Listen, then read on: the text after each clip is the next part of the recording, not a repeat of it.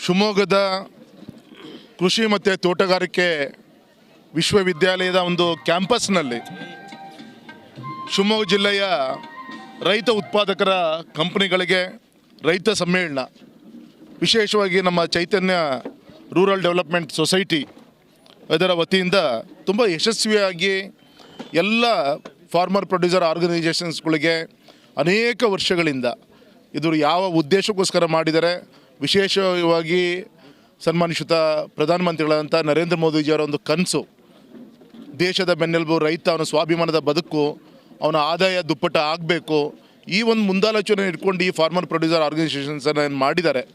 ಇಡೀ ದೇಶದಲ್ಲಿ 10,000 FPOಗಳು ಆಗಬೇಕು ಅಂತೇಳಿ ಕನಸನ್ನು ಕಟ್ಟು ಸುಮಾರು 6,500 ಕೋಟಿ ಅನುದಾನವನ್ನು ಬಜೆಟ್ನಲ್ಲೂ ಕೂಡ ಇಟ್ಟಿದ್ದಾರೆ.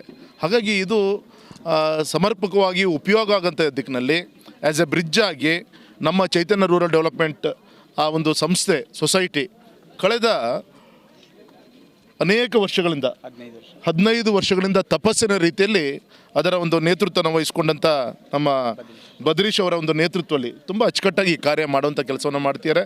ಒಬ್ಬ ಸಂಸತ್ ಸದಸ್ಯ ನಾನು ಈ ಸಂದರ್ಭದಲ್ಲಿ ಶ್ಲಾಘನೆಯನ್ನು ಬಯಸ್ತೇನೆ, ಅಭಿನಂದನೆ ತಿಳಿಸ್ತೇನೆ. ತುಂಬ ಒಳ್ಳೆಯ ಒಂದು ವಿಜ್ಞಾನ ಎಷ್ಟೇ ಮುಂದುವರೆದರೂ ಕೂಡ ಒಂದು ತುತ್ತು ಅನ್ನ ಆ ರೈತ ಈ ನಾಡಿಗೆ ಕೊಡಬೇಕಾಗತ್ತೆ. ಅದಕ್ಕೆ ಒಂದು ಪ್ರೋತ್ಸಾಹ ಕೊಡುವಂಥ ದಿಕ್ಕಿನಲ್ಲಿ ನಮ್ಮ ಚೈತನ್ಯ ರೂರಲ್ ಡೆವಲಪ್ಮೆಂಟ್ ಸನ್ಮಾನಿತ ನಮ್ಮ ಬದ್ರೇಶ್ ಅವರ ನೇತೃತ್ವದಲ್ಲಿ ಯಶಸ್ವಿ ಆಗ್ತಾಯಿದೆ. ಮುಂದೂ ಕೂಡ ಇದೇ ರೀತಿಯಂಥ ದಿಕ್ಕಿನಲ್ಲಿ ಯಶಸ್ವಿಯಾದ ಹೆಜ್ಜೆಯನ್ನು ಇಡಲಿ ಅಂತೇಳಿ ನಮ್ಮ ಚೈತನ್ಯ ರೂರಲ್ ಡೆವಲಪ್ಮೆಂಟ್ ಸಂಸ್ಥೆಗೆ ನಮ್ಮ ಎಲ್ಲ ರೈತರ ಪರವಾಗಿ ನಾನು ಅಭಿನಂದನೆಯನ್ನು ತಿಳಿಸ್ತಾ ಇದ್ದೀನಿ. ಇವತ್ತಿನ ಒಂದು ರೈತ ಸಮ್ಮೇಳನಕ್ಕೆ ಧರ್ಮಪಾಲ್ ಸತ್ಯಪಾಲ್ ಲಿಮಿಟೆಡ್ ಎಲ್ಲ ರೀತಿಯಂಥ ಒಂದು ಸಹಕಾರವನ್ನು ಕೊಟ್ಟಿದ್ದಾರೆ. CSR ಫಂಡ್ ಅಡಿಯಲ್ಲಿ ಇದಕ್ಕೆ ಕೈ ಜೋಡಿಸುವಂಥ ಕೆಲಸವನ್ನು ಮಾಡಿದ್ದಾರೆ.